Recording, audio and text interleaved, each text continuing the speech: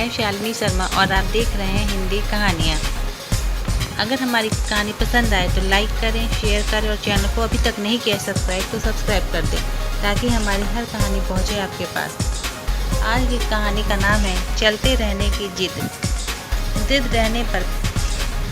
रहने की प्रेरणादायक कहानी है। अजय पिछले 4-5 सालों से अपने शहर में होने वाली मैराथन में हिस्सा लेता था, लेकिन कभी भी उसने रेस पूरी नहीं की थी। पर इस बार वह बहुत एक्साइटेड था क्योंकि पिछले कई महीनों से वह रोज़ सुबह उठकर दौड़ने की प्रैक्टिस कर रहा था और उसे पूरा भरोसा था कि वह इस साल मैराथन रेस जरूर पूरी कर लेगा। देखते देखते मैराथन का दिन भी आ गया और धाई की आवाज़ के साथ रेस शुरू हुई। बाकी धावकों की तरह अजय ने भी दौड़ना शुरू किया।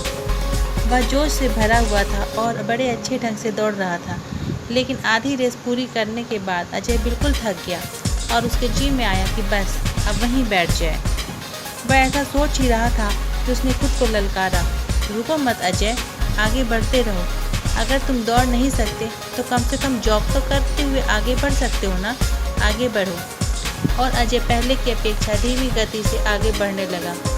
कुछ किलोमीटर दूर इसी तरह दौड़ने के बाद अजय को लगा कि उसके पैर में अब आगे और नहीं बढ़ सकते। वह लड़खड़ाने लगा। अजय के अंदर विचार आया, अब बस, अब और नहीं बढ़ सकता।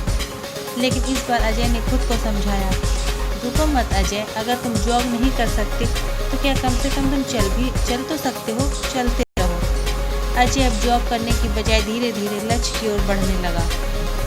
बहुत से धावक अजय से आगे निकल चुके थे और जो पीछे थे वे भी अब आसानी से उस पार कर रहे थे। अजय उन्हें आगे जाने के अलावा कुछ नहीं कर सकता था। चलते चलते अजय को फिनिशिंग पॉइंट दिखने लगा, लेकिन तभी वह अचानक से लड़खड़ा कर गिर पड़ा और उसके बाएं पैर की नसें खिंच गई थीं। अब कुछ भी हो जाए मैं आगे नहीं बढ़ सकता, जमीन पर पड़े पड़े अजय के मन में ख्याल आया। लेकिन अगले ही पल वो जोर से चीखा, नहीं, आज चाहे जो हो जाए मैं ये रेस पूरी करके रहूँगा। ये मेरी जिद है। माना मैं चल नहीं सकता, लेकिन लड़खड़ाते लड़खड़ाते ही सही रेस जरूर पूरी करूँगा। अजय ने साहस दिखाया और एक बार फिर असहनीय पीड़ा को सहते हुए आगे बढ़ने लगा। और इस बार वह तब तक आगे बढ़ता रहा जब तक उसने फिनिशिंग लाइन पार नहीं कर ली। और लाइन पार करते ही वह जमीन पर लेट गया। उसकी आंखों से आंसू बह रहे थे। अजय ने रेस पूरी कर ली थी। उसके चेहरे पर इतनी खुशी और मन में इतनी संतुष्टि कभी नहीं आई थी। आज अजय ने अपने चलते रहने के जिद के कारण न सिर्फ रेस पूरी की थी, बल्कि ज़िंदगी के बाकी रेसों के लिए भी खुद को तैयार कर लिया था। दोस्तों, चलते रहने की जिद हमें किसी भी मंजिल तक पहुंचा सकती है।